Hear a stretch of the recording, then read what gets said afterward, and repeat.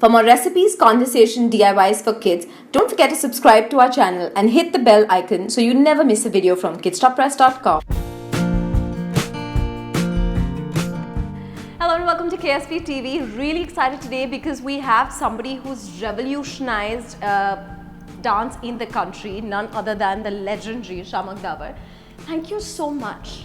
I must say that the minute I got to know we're doing this interview, I was only thinking of the song that you sang, and I was trying to tell her, but she's like, really? So she's like, obviously not a 90s kid, but Shiamak, really excited to have you, and thank you so much for doing this with us. Is that Jane Kisne you're talking about? Yes. Yeah, Mohabbat Kar Le. Jane Kisne. Like, I don't think people, I'm sure all the parents will get it. Like the bachas now, the 2000s But you know, will it's not strange get it. that the bachas knew the song.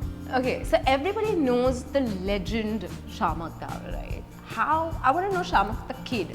Like, how did dance happen? How were you as a kid? What were the fights with the parents? How did you say that, dude, I'm going to do this and that's it? You see, as a kid, I was a very naughty kid. I was never a still kid. I was never like, you know, to get me to stay still in one place was very difficult. I was, I think, somewhere high maintenance in the fact that I was very,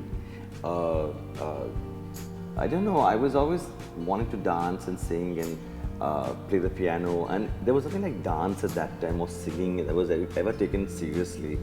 So I was just this hyperactive kid, and I used to just enact plays in my, or scenes from films in my living room, opening the curtain and thinking I'm this huge legend in the living room when all I was nothing, just a little stupid kid. And my parents were always concerned about my study and education because they're educationists. And they've done really well, and my parents were invited to MIT also for a year. And my father also was, you know, PhD stuff and all that big thing, commerce and all. So, and I used to get like 56% in my school. And I was not really interested in studies because it was all about mugging up. There was no interest in the education of learning. It was more about, you know, you better learn advantages of, disadvantages of, causes of, and it was just boredom studies. So you just mug up and then you don't remember a thing. Yeah. So that's my education. Though I came from a very good school, cathedral school, but while I was in the school I hated it, except for the last few years. But it was a good school, I must say, and it helped me. It helped me grow as a person because the teachers at that time were really, really sweet. But what was that point when you told your parents that, hey, I'm going to be a dancer, I'm not interested in studies, and were they okay with it? Well, you know, my parents always, being educationists, they said that Shiamak, you do what you want, but remember that you have to have an education. You have to have some degree, some to fall back on. Yeah, because if you break your legs tomorrow, what happens? Yeah. You know, that's why I even tell all my dancers and everybody that if today you want to do something, just finish your education. Just get some sort of degree. So in case, God forbid, you don't have, you know, something to fall back on, you have your degree. Right. So I always encourage education to them. That's very important for me at least. Right. They've been drilled into me. Yeah. Were you formally trained in any form? No, I was never formally trained. I was never formally trained. I did thousands and thousands and thousands of classes, but they were master classes in London, New York, everywhere, all over the world. But I was not formally trained because at that time it was just like, you know, I went actually for acting and singing workshop where I saw a class going on and I said, oh, I want to do this. Because that's to dance, but stupid, frivolous dancing, social dancing. And I went to a class and I saw this class and I said, okay, I'm going to try it.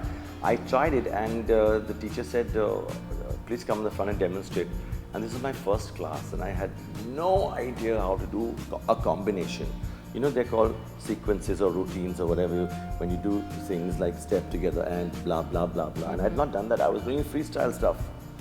So suddenly I got the combination. I did pretty well, obviously, for the teacher to say, come and demonstrate.